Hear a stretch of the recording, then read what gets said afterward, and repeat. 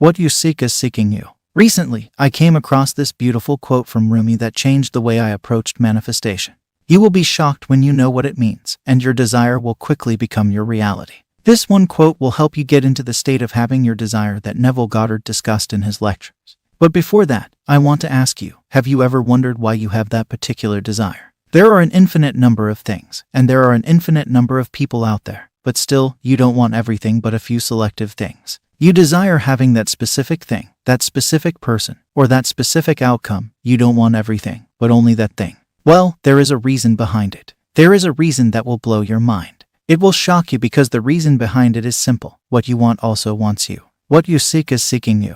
This leaves me speechless because if we look at our desires in this manner, then one of the major opposing blocks fades away. They seek you because there are a few more reasons for it. One reason is that I strongly believe that desires come to us because they are achievable. It comes to you because it is possible for you to have it. It comes to you because you can achieve it. There are infinite things that exist, but still, you desire something particular, and I desire something else. Another reason that came to my mind before even knowing about conscious manifestation.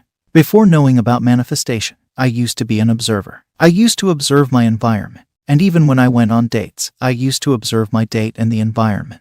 I used to notice lots of things. Instead of speaking a lot, I used to listen and observe. Then I started observing my thoughts, and it became a practice that I used to follow. Later, I got to know that it was a form of meditation. So, in a way, I was meditating every day, and when we meditate, we get answers, clarity, and understanding. I used to wonder why we wanted to become something. Why do we want that house or that car? Why do we want a particular kind of person? Why is it that when I get what I want, like this particular smartphone, I feel happy, but then again, it feels normal? Holding this particular device in my hand does not give me the same happiness that I got when I bought it. Well, the answer was simple, and I got it. I got the idea. And this is another reason why we get that particular desire. The answer is simple. We don't want that object or person, we simply want that feeling. We want that feeling that desire gives us. We want a feeling that we think that particular person would give us. It is not objects that we want, it is feelings that we seek. The objects are just symbols, they are the images that come to mind. But, in the end, it is just a feeling that we want. What could be another reason to buy a bigger car than your neighbor? What could be the reason to buy a new iPhone every year? People misunderstand objects, they don't go deep, and they don't understand the meaning behind them. But if you go deep, you will find the answer, you will know what true manifestation is. You will understand that you actually desire that particular state of being. You will understand why these coaches tell you that you already have your desires. You will know how easy it is to fulfill your desires. It is easy because you generate these feelings within you. They are created within you, and they are created by you. That is why Neville says that you have to get into the feeling of the wish fulfilled. He never talks to you about some physical thing.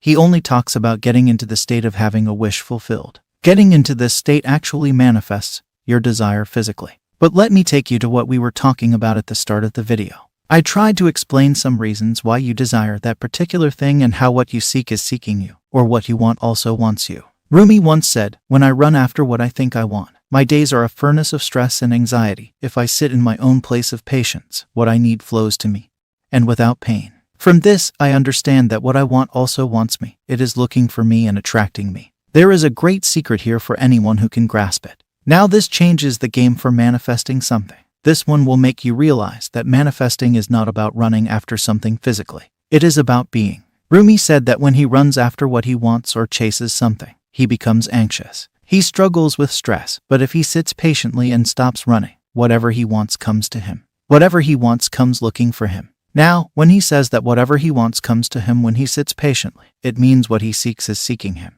This is one of the greatest mindset shifts when it comes to manifesting anything. Oftentimes, when people have a desire, they think that only they want that thing, and their desire doesn't want them. I don't think like that. I believe that when we get a desire, we get it because that thing or that person also wants to be with us. Otherwise, out of a billion things and people, why would I only want that thing? I find no other reason behind it. I think that what you want also wants you. When people go on a date, they meet because they like each other. If you get this one simple thing in your mind, then your behavior will come from a place of confidence. You would not be a people pleaser at that date. Instead, you would be someone who is highly attractive. Just keep in mind that when you went on a date, that person came because they liked you too. All I am telling you is that the next time you have a desire, think in the direction that what you want also wants you. Thinking in this manner will definitely help you to live from the end state of having your desire. Having this assumption that they too want you will make your imaginal acts easier. You will not think against your desire. Also, in the end, the only thing that matters is living from the end state of being.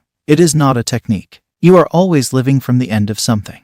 Either you are living from the state of having your desire, or not having your desire. It is about occupying a state, and viewing the world from that state. It is the state of fulfillment. Suppose you got what you wanted, then how would you view the world? Suppose your desire is to manifest a relationship with a person, then how would you view your world if you already had them? Definitely, there would be a change in your life. You would include that person in your life. You would occupy the state of a person who is already in a relationship. You would occupy a character. You would play this character in your mind. You don't have to do anything externally. You just have to imagine the scenarios that would happen after this person became yours. In one scenario, you would watch Netflix with them. In another scenario, you would cook together. In another, you might meet each other's family. In other scenarios, you would go on vacation. In another, you would sleep next to them. Like these, there would be many scenarios that would play out in your reality. Also, the next time you buy something, you will think about what your partner will think about that purchase. You would talk about your day with them.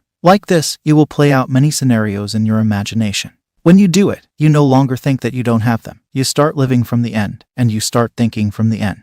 This is how you apply the law of assumption. It's about becoming the person who already has these things, and then they flow into your life. Not pushing, pulling, or begging. This is what Neville talked about when he said, make it feel real and natural to you. What comes to you is what already feels natural to you. The drama of life is a psychological one in which all the conditions, circumstance, and events of your life are brought to pass by your assumptions. Since your life is determined by your assumptions, you are forced to recognize the fact that you are either a slave to your assumptions or their master. To become the master of your assumptions is the key to undreamed of freedom and happiness. But many of you are carrying an old story, a story where you were the victim, a story where you don't have the thing you wanted, a story that no longer serves you. This is very common among the people who are manifesting their specific person.